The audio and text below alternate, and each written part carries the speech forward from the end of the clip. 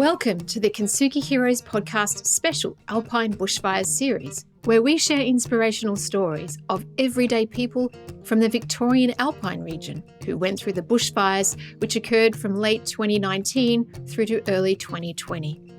These stories highlight the different challenges and events people went through and how they overcame them. Please be aware that the story you're about to hear may have moments of deeply felt emotions and personal experiences. If anything you hear has a triggering effect, please reach out to someone who can help you. If you love this conversation, please like and share it with your friends so we can continue to share more inspiration and hope to as many people as possible. Now, listen up for our next hero's story.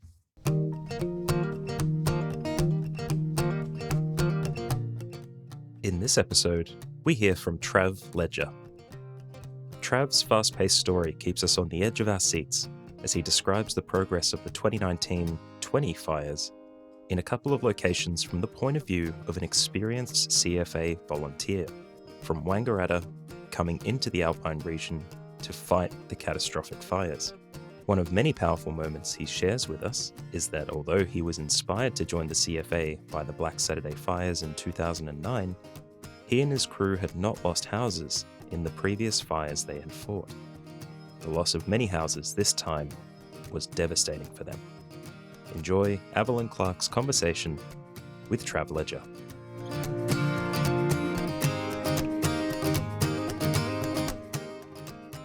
Hello, here we are. It is another special episode of Kensuke Heroes Alpine Bushfires series, and my guest today is Trav Ledger. Trav, how are you doing? Yeah, good, thank you. Nice to be here. Thank you. It's good to have you here. I'm really grateful. Anyone who turns up and wants to share their story, I'm really grateful for them. Whereabouts do you live? So I live in Killawarra, which is just a small township just out of Wangaratta, so about 15 k's out towards Yarrawonga. Okay, so for people listening to this who have never been to that region of Victoria before, where's the dot on the map? Yeah, so we'll take Wangaratta is on the Ovens River, not far from the Alpine Valley sort of area, and out towards the flat plains towards Yarrawonga. So we're not too far from the Murray River or the Ovens River in northeast Vic. Mm-hmm. And that's close to the border of New South Wales, is that right? Yeah, about 40 minutes to Albury-Wodonga from Wangaratta, so It's not too far away. Yeah. Right. Okay, great. Thank you. It sounds lovely, and I'm really grateful. Looking forward to hearing your story. So, how about I hand the mic to you, Trav, and invite you to take us back and share with us your story about your experience of the bushfires. Yeah, no worries. Thank you. I've been a volunteer member of the CFA, the Country Fire Authority in Victoria, for around 13 years now. We're a small rural brigade. We do head into Wangaratta occasionally and do a little bit of work in there, but predominantly rural sort of area. Smallish grass fires, a few small bushfires. We're bound by the Warby Ovens National Park, so we get into a little bit of that sort of country, but not a great deal. Up until the 1920 Black Summer fires, I'd held several positions in the brigade and attended, a fair few fires across the state, but I'd never been to anything that was really big and going. I'd sort of gone on strike teams following the fires after they'd been through and that sort of thing. So been in a few warm sort of fires, as we'd say, but nothing too over the top, nothing too crazy. Then I remember it fairly clearly. It was Monday the 30th of December, 2019. I was actually with a mate working on our ski boats, getting ready to go out skiing the following days when we come off strike team roster. So for those that don't know, the CFA strike team in its most basic form consists of five vehicles led by a leader vehicle. So in our case, that was 5 CFA tankers, which are your rural tankers that you generally see around, and then a Toyota Land Cruiser with the strike team leader, a radio operator, and a note taker or a log taker. So we're on strike team roster for the Wangaratta group for that week. We do week about. It was hot. It was windy. The fires had been going in New South for several weeks, and a few local members had been up there. A few people I know fairly well had been up to New South. So we knew there was a bit going on and a bit happening. With our strike team and our roster, we're predominantly a rapid dispatch team, and generally we'd operate within sort of an hour of our home base, being Wangaratta. So you're sort of ready to go within sort of probably half an hour, and generally you'll roll out to within that sort of 1 hour radius, generally. This particular day, this Monday, as I said, we were working on the boats, and it was after lunch. Can't remember the exact time, but the pager went off, and it said strike team required. Our strike team was designated the number 2323, based in Region 23. That's how that comes about. To assemble in Wangaratta and head to Walwa. Had a quick thought and thought, Walwa's a couple of hours away. This is a bit out of our reach for a local strike team. It's a little bit unusual, this one. And it's not an area that we would typically go to, up to Walwa. But we knew the fires were up there. So, yeah, okay, well, we do what we do. So as the next sort of hour unfolded, we started to assemble in Wang in our tankers and our teams. Killawarra, my brigade, I was the most senior person on the truck, so I was the crew leader. And we had a good crew for that day. We had one of our key lady members was the driver, and she'd done a lot of driving over the years. But again, a bit like myself, in nothing too crazy. But yeah, she was pretty well all over it. We had one member who was pretty new. He'd only been to a couple of very small fires, so he was pretty keen to get up and have a run. And then the other couple of members were just similar sort of members to ourselves. So yeah, we headed up. We head up in convoy, code 1 as we call it, which was lights and sirens from Wang, and as I said, quite the drive. I distinctly remember crossing I don't know if it was a small creek or a river, a bit of a swimming hole in the other side of Wodonga. And it was hot, it was really hot. And we looked down, and here's 15, 20 people swimming in the river having a ball. I remember thinking that's where we should be.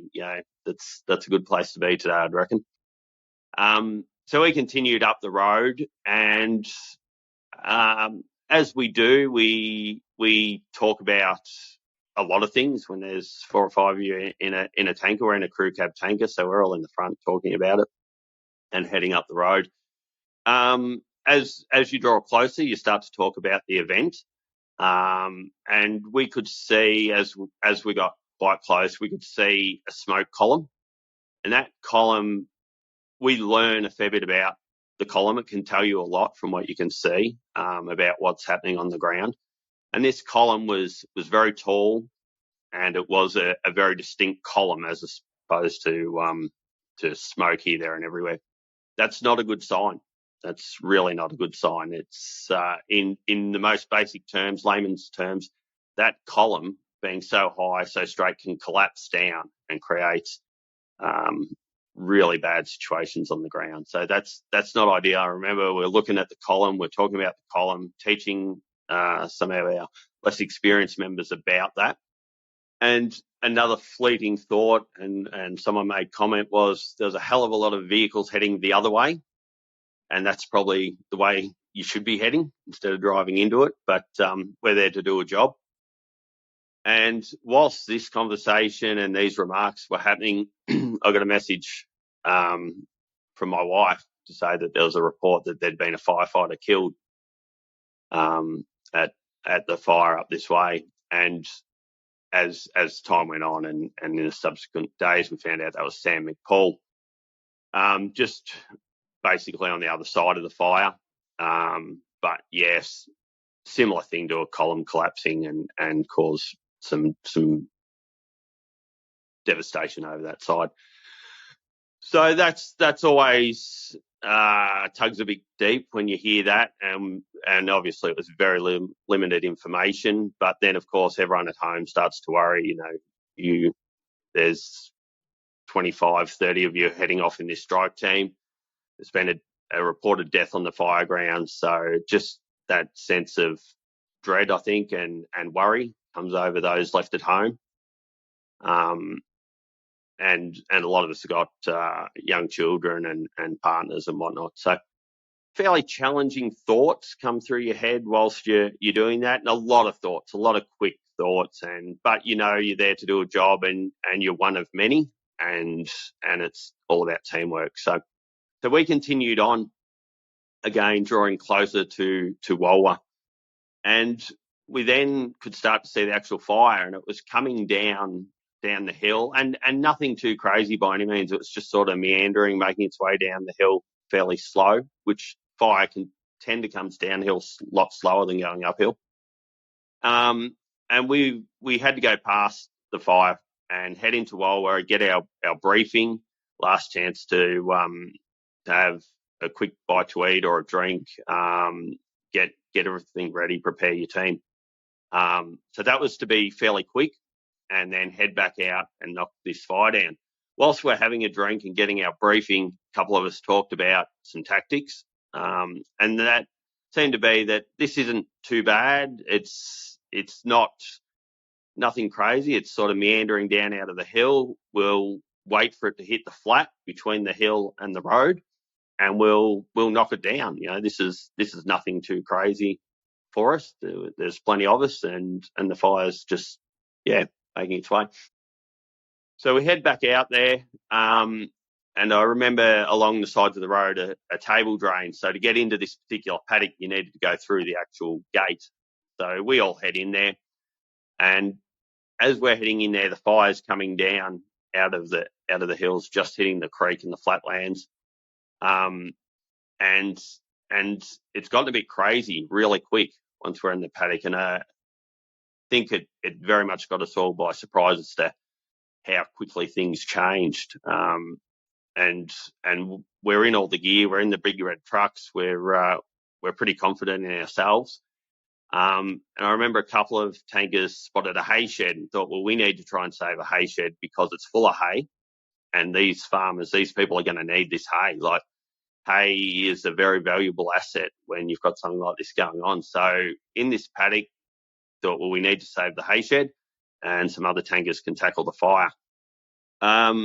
Remember jumping out of the tanker, and I had the wire cutters to cut the fence to get across to the hay shed, and just getting bombed by ember attack, which is falling debris on fire.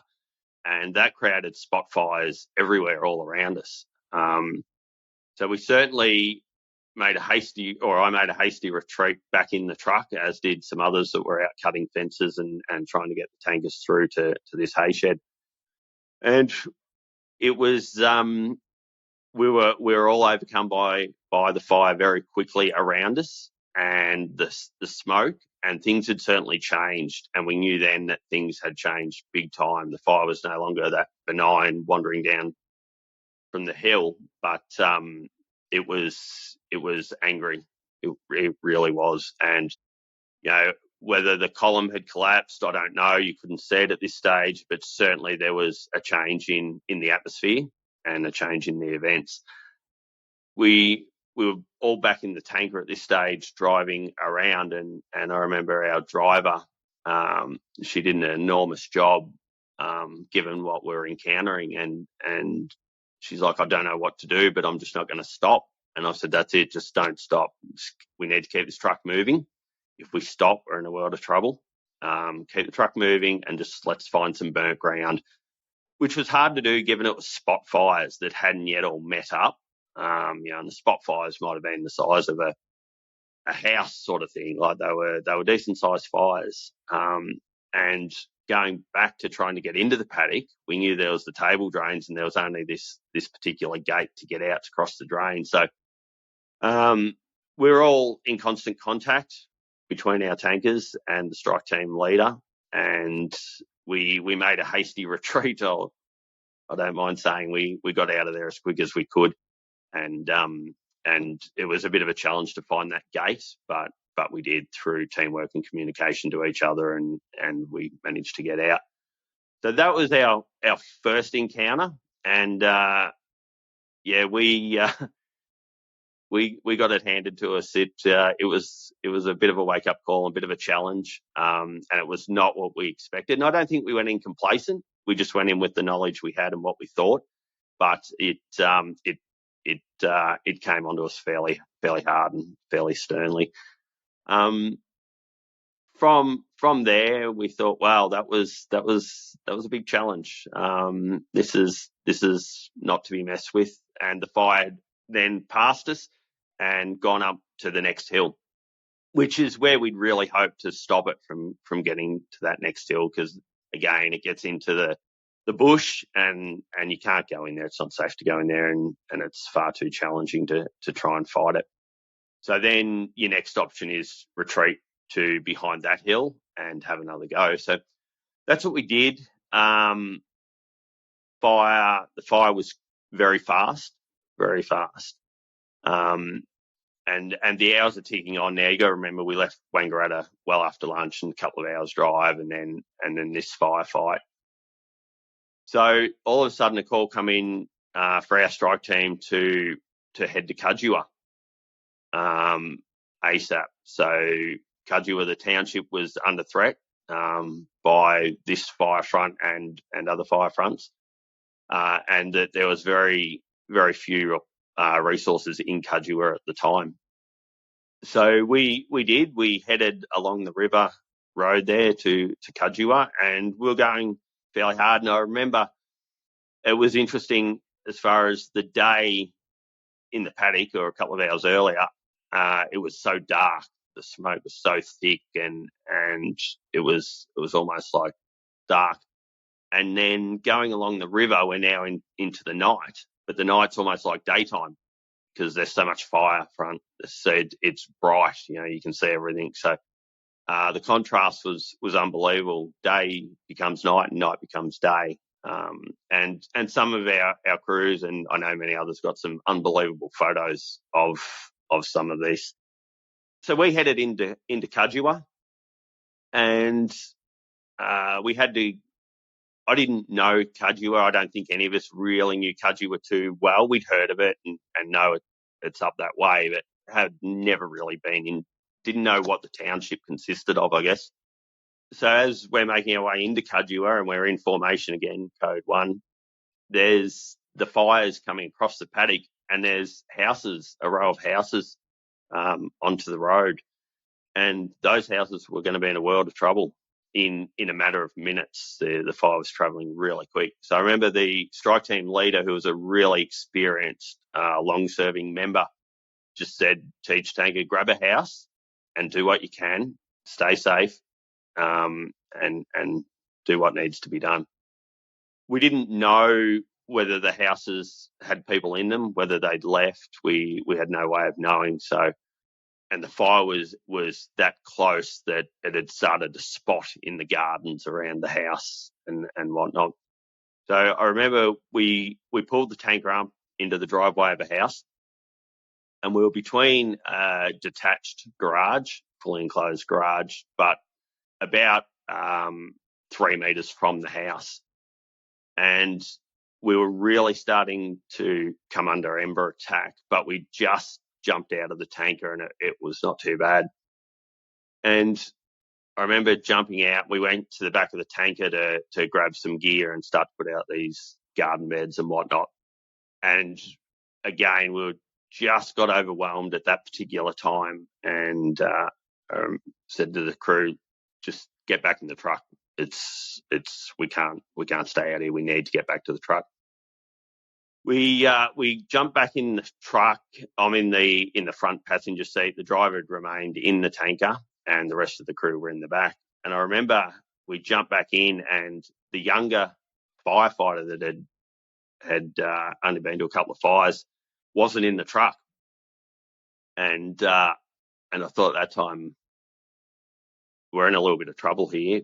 But I've got to get the crew. Like we can't leave him. And we were fairly close on pushing the button on what we call a burnover, which is an entrapment where there's potential for the vehicle to be burnt. So said to the crew, stay here and I'll go and find our man. So jumped back out and went round to the back of the truck where we were, and he'd got shelter behind the garage. So grabbed him pretty quick and said, "Hey, come on, we're back in this truck. We need to get some shelter." So we did that. We got back in the truck, and we had a quick chat. And this is all playing out in seconds.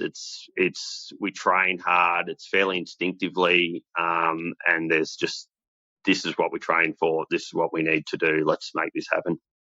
So we decided, right, we can handle this. Let's just get ourselves a little bit of a plan and do that. So we did. We got back out. We sought some shelter behind the garage and part of the house, and we got some gear out.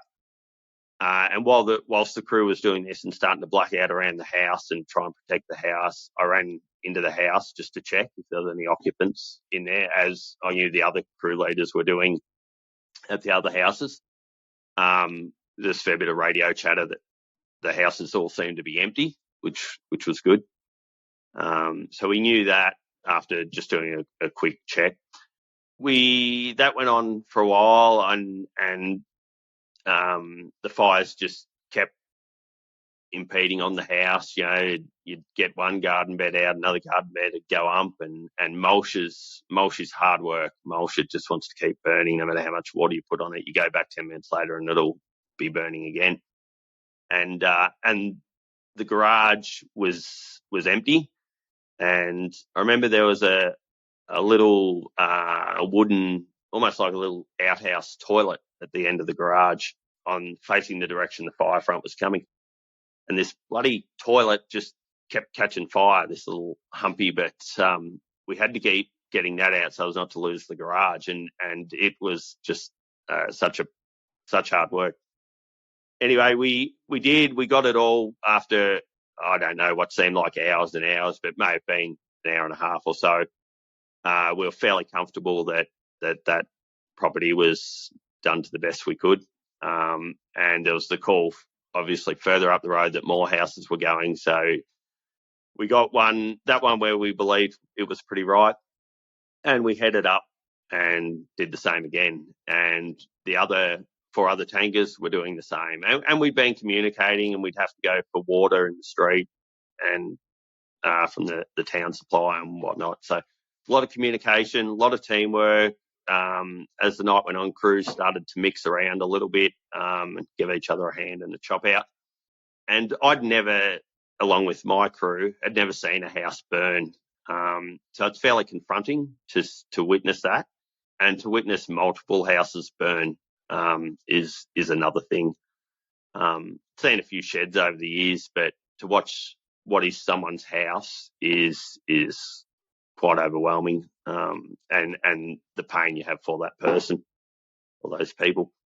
So we continued on for the majority of the night doing that, and then I think in the early hours of the morning, the front had passed again, and it had kept going. We saved a few houses between the strike teams. There was another strike team, I think, from Wodonga way, that we'd come across by this stage, and they were going through similar issues and challenges.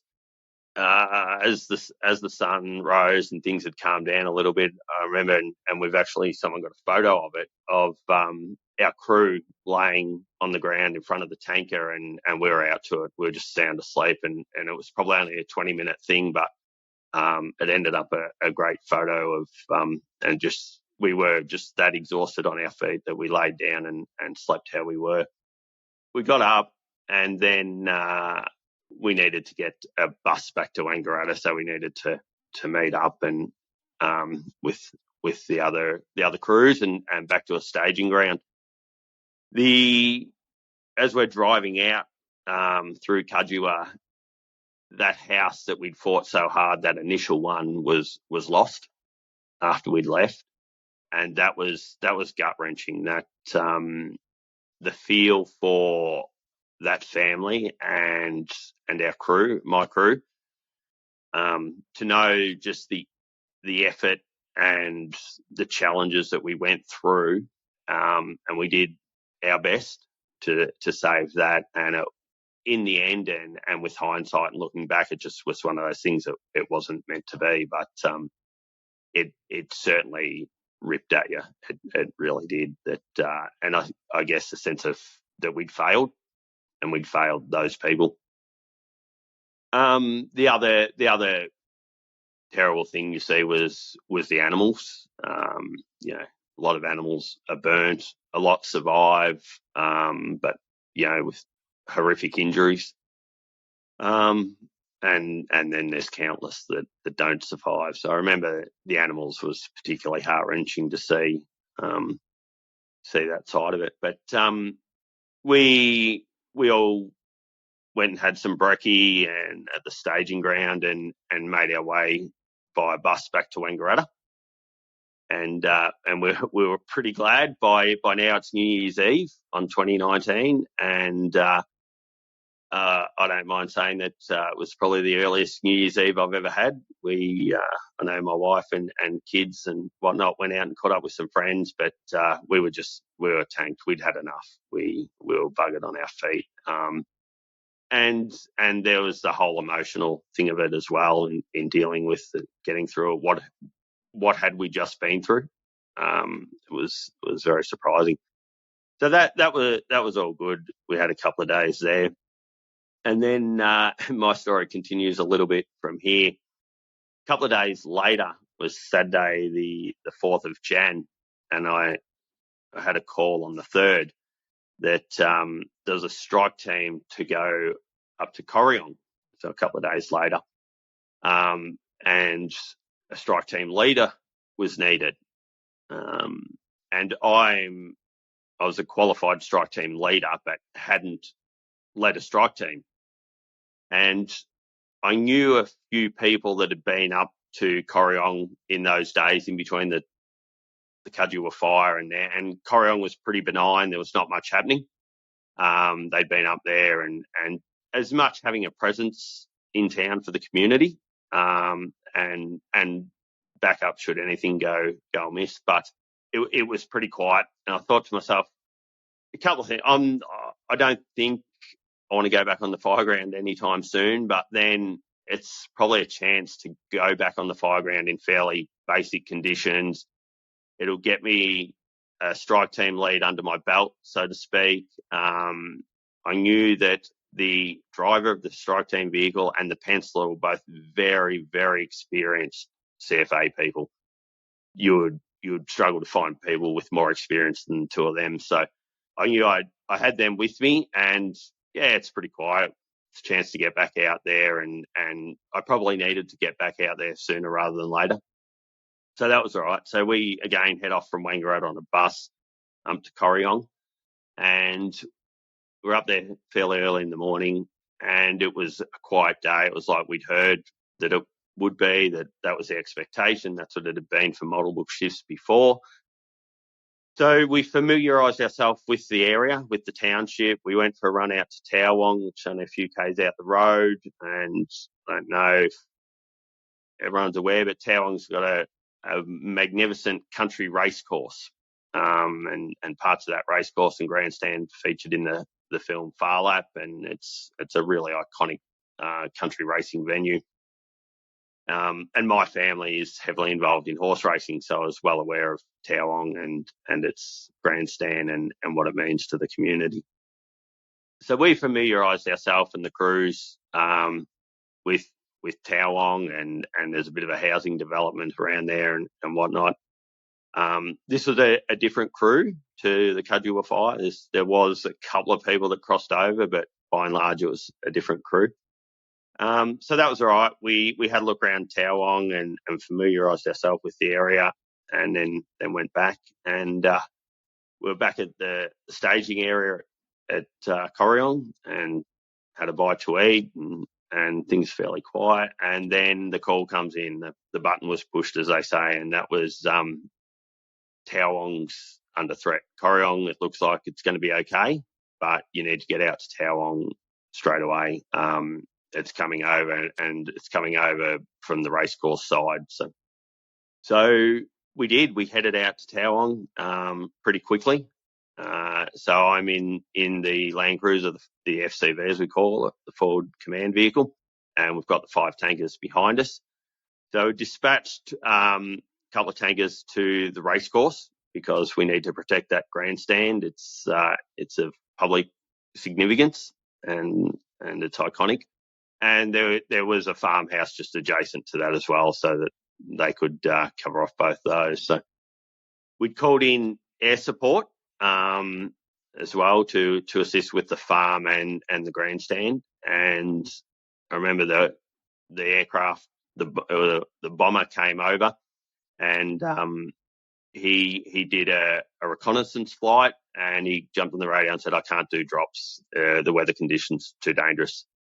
So that was a bit of a hit. Once you lose air support, there's a bit of a misconception that the air support's the be all and end all, but it's unbelievably helpful. But when you don't have it, or it's too dangerous for them, you don't have it. So the crew did well. The grandstand still stands, and they did well. And I don't think that farm was too significantly impacted in terms of infrastructure. I know they would have lost some crops and whatnot, and some pasture, but I think their infrastructure was fairly unscathed. But then the front had passed the racecourse and started to impact on houses. There was a spattering of houses in that little bit of a valley there, and then an estate up on a ridge. And luckily we'd checked this out during the day, and that was on the advice of those experienced people that were in the vehicle with me. They were certainly pushed me to do that, and I think that was really, really good. So we went up there. They'd managed to protect a couple of farmhouses in between, and then we got up to the estate, and unfortunately it was somewhat of a repeat of Kudjua, where some houses were impacted again. We were fairly sure that they were all had been vacated because when we were up there early in the day, but still we needed to send people into each house just to reaffirm and see whether people were there. If those people were there, did they need help? Were they comfortable? Did they need help to evacuate? So yeah, unfortunately we lost some houses again. So I wasn't having a good run. I'd been to 2 fires and lost multiple houses at both, as some other people had as well. So challenging times, but we did what we could there at Tawong and Corryong, and we all made it home safe, and that's the main thing. So yeah, we got back home to Wang, and we had a bit of a debrief on the bus home and that sort of thing. But yep, we made it home, and as I said, we're all safe and back to our families, and our families certainly have some challenges, as with and particularly volunteers in the fire service. You don't quite know how things are going to unfold, and it's really a challenging time for those back at home. And I know in my particular case, my wife and 2 young kids really struggled, particularly when I went back the second time. But yeah, they understand, but it's challenging, and it's challenging for them at home when they only hear little bits of info, and you're out there doing the job, doing the task. It's hard to maintain that communication back to home all the time. So you might try and flick a message occasionally, but then there's often no service or whatever else. But yeah, so that's basically my story of the Black Summer Fires of 2019-2020. Sorry for the interruption. This is Ian Westmoreland, the founder of Kintsugi Heroes, and thank you for listening to this story from one of our amazing heroes. Our mission is for these stories to provide hope and inspiration to people experiencing life challenges, and to also educate the broader community on how best to provide support. If you would like to help us to continue to produce more hero stories and cover more adversity themes, we would welcome all donations. These can be made via our website, kintsugiheroes.com.au. The donate function is at the bottom of the homepage. We'd also welcome any feedback. You can email me direct using ian@kintsugiheroes.com.au. Now let's get back to the story. Wow, Trav, thank you for sharing that in such colourful detail and harrowing emotional detail as well. When so many questions, so many thoughts and impressions that you've created already. The house that you went into the first fire, the one where you described the outhouse continually burning, and you thought you'd done your best, and you left, and later you drove past and saw that you'd lost the house. Was that the first house that you'd lost? Yep. Yeah, I'd seen sheds burn over the years and things like that. And what I come to learn following both those fires and with some help from CFA, have a really good peer support set up. So with that and some debriefing with our crews and speaking to some people that have far wider knowledge than what I have in this area, is that you become so emotionally invested in the task that becomes your task. You take ownership of it, and so that where then the loss or the devastation hits home following it is that you become emotionally invested in it. And at that point, it doesn't matter if it's their house or my own house or anyone else's house. We were determined to save that house. So it's a loss that you take personally. It's not just a job at that point. Absolutely. And have you spoken to any of the owners of these houses since that day? Not directly. And subsequently what we found out, that a lot of the houses aren't permanent residents. They're a holiday house, if you like, or a second house or a country house. What we did do was we went back up to Kajua. They had an event up there at the Kaji Hotel.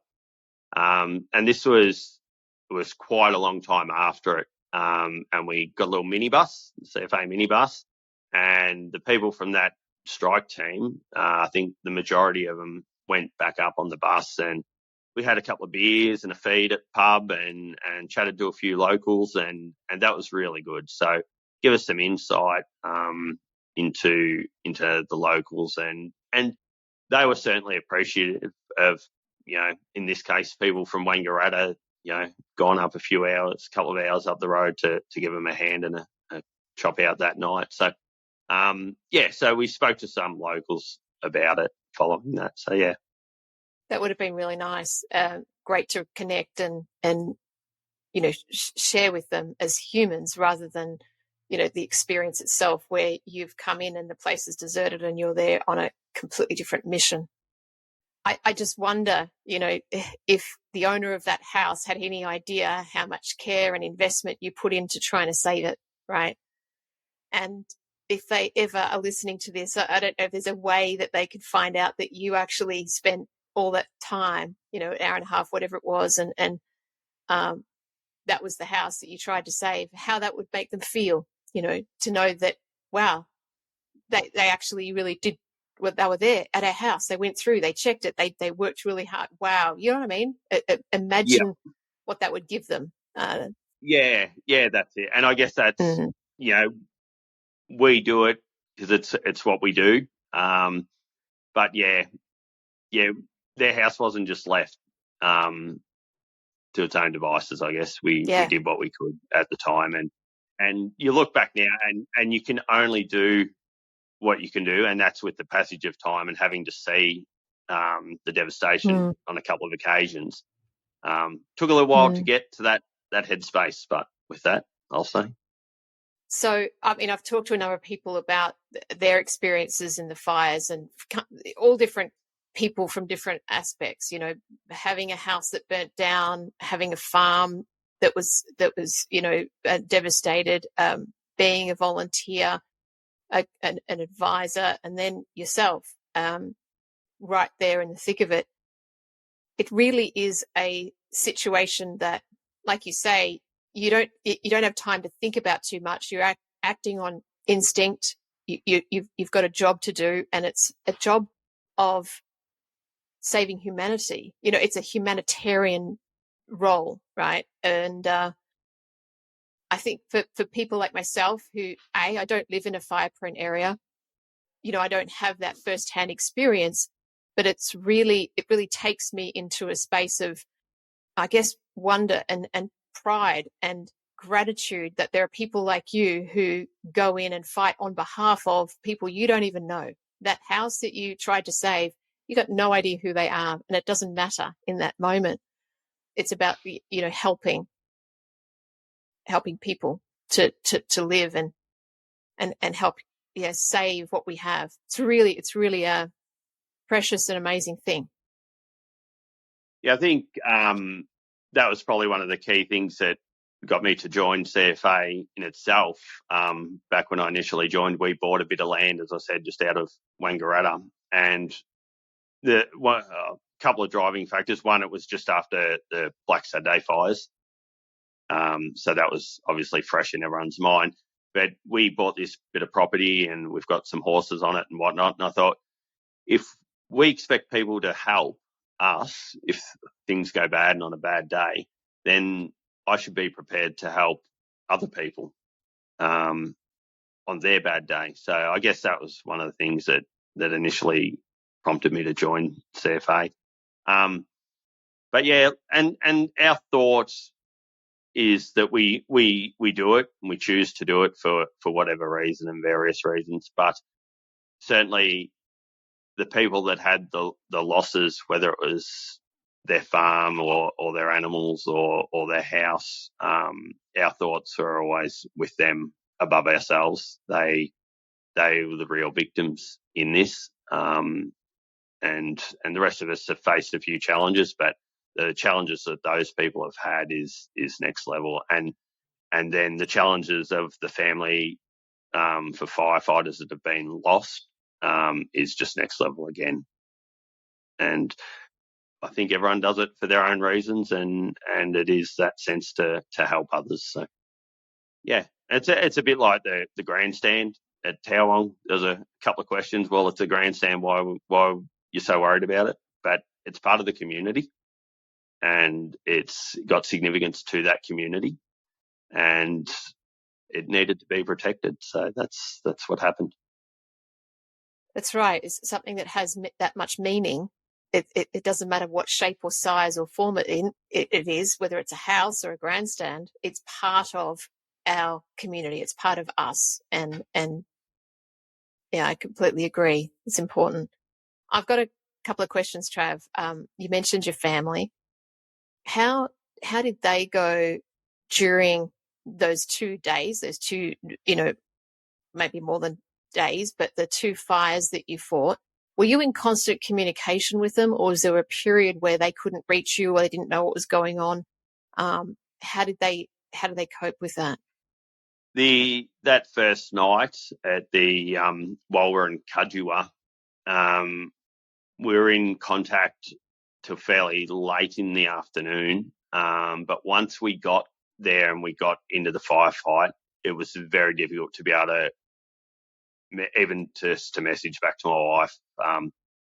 So they had a Harry Potter marathon back here on the lounge, and I think they were awake most of the night, and just worried, and they were aware of the fatality on the fire ground over the other side, and I think I'd probably sent a couple of messages during the night, but only 1 or 2 would have been, just maybe when we had a chance to have a breather, and that would have been it. And it would have been fairly basic, like something like maybe tough going but okay, or we'll be. I'll talk soon, or let you know when I can.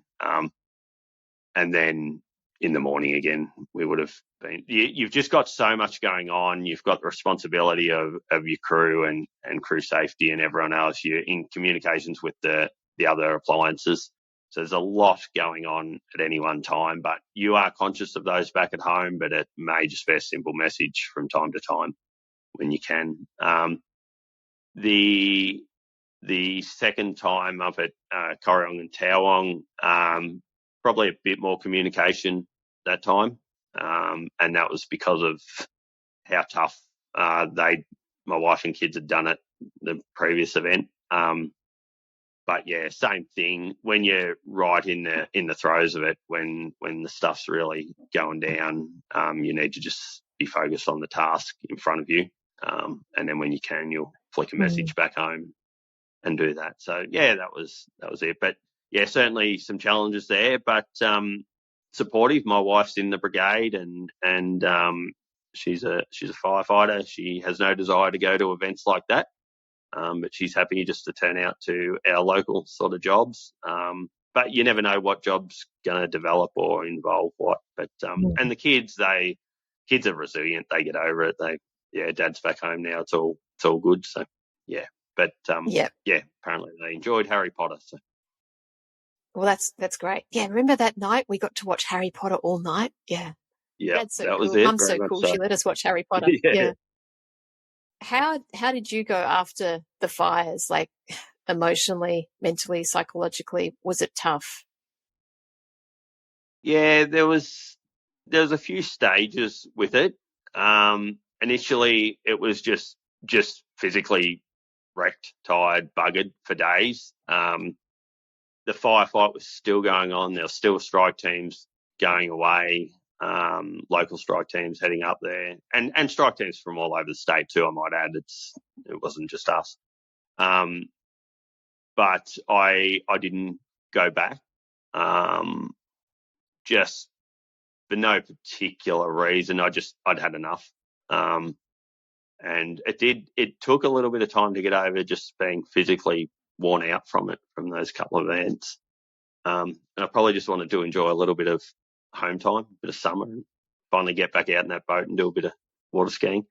And then after that, it probably developed into a bit of frustration, a bit of disappointment in myself, probably, that as we spoke about earlier, we'd lost so many houses over two events, and gone from never having seen a house burnt to seeing a significant number of houses burn across two events, to that frustration, and then the what ifs, and in both, what if we could have saved that particular house? Maybe we shouldn't have left. One house standing's better than two losses, sort of thing. Maybe we should have stayed at that one house for longer. So there's a bit of frustration with that. And what if tragedy had struck? What if one of the crew members, something had happened to one of my crew? There's certainly that potential.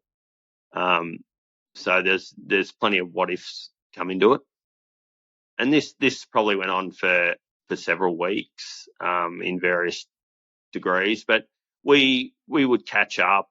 CFA organised a debrief with the whole strike team with some peer support people.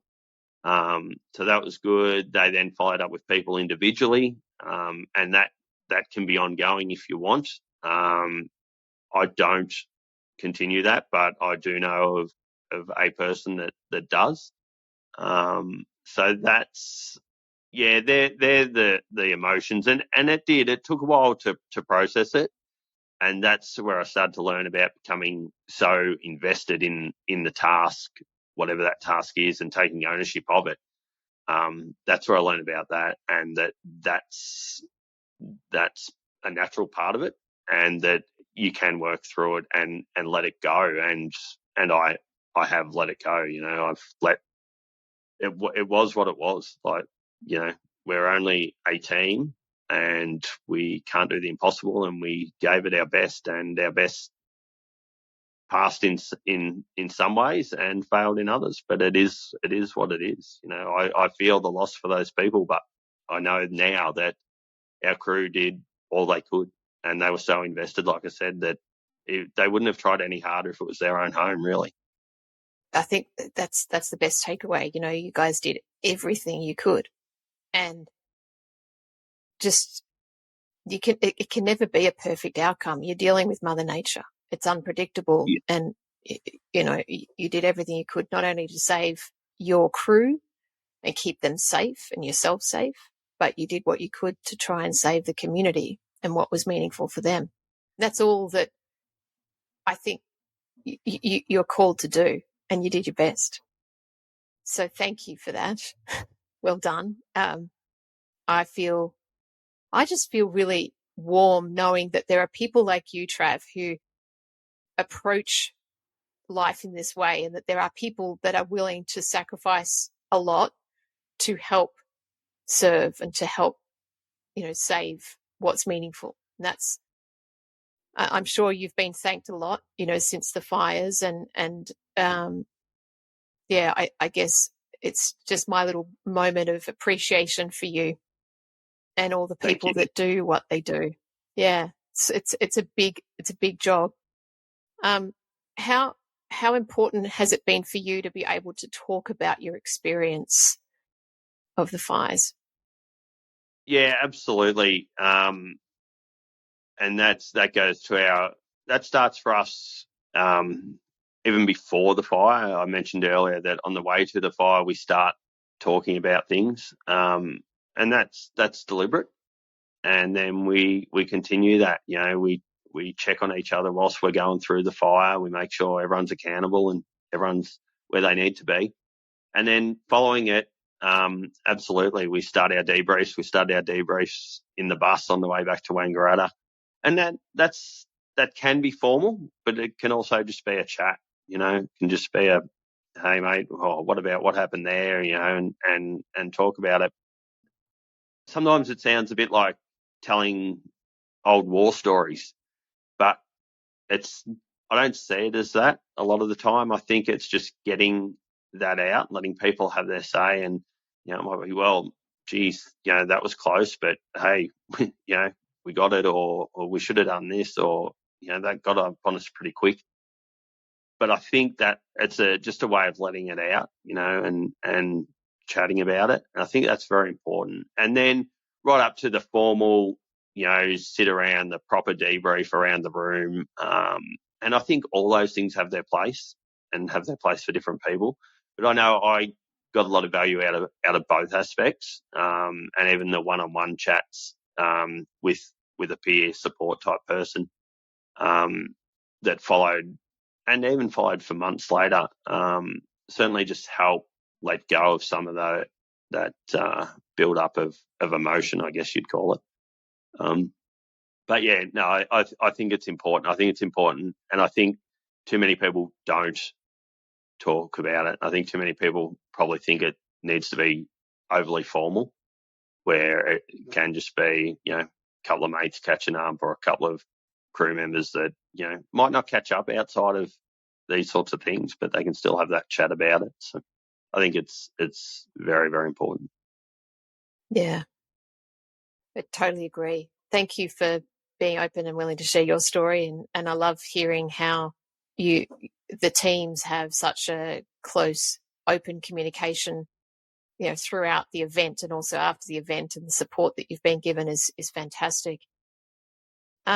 We've gone on a while, but I've just loved hearing from you, Trav, and everything. In sort of summary, we're coming to a close, and I want to ask you about the community itself. What have you seen as being one of the most important things that has helped them move through the devastation of the fires? What's helped the community heal? And maybe what else do you think people can do or do better to help heal? I think, and bear in mind, we're external of those communities that were impacted here. So we see one aspect of it. I wouldn't presume to know what's best for them, but my observation would be that the community helping the community is more important than, I think, perhaps government helping community. I think people get a bit frustrated with government trying to help, and it's not always done efficiently, and it's a bit bureaucratic. And I agree, and I from my experience as well, being in a flood affected community, it's been the community members that have made the biggest difference. And it's we can all play a part for sure. And connecting, helping each other, and having those much needed open conversations, like you said, doesn't have to be formal, but just a chat and keep talking. Trav, it's been an absolute pleasure. I want to thank you so much from the bottom of my heart for all that you've done, for coming and sharing your story, and being you. Thank you.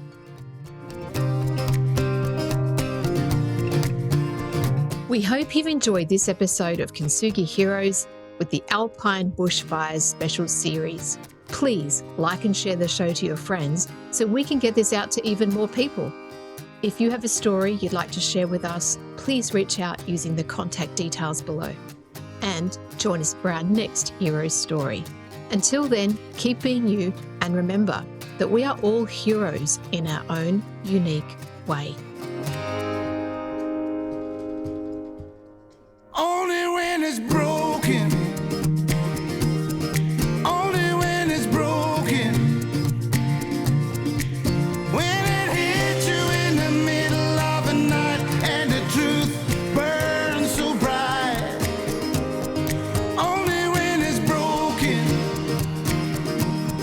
Only when it's broken. Take pride in those cries. It's only for tonight, and then you rise. Only when you're broken. Only when you're broken. Only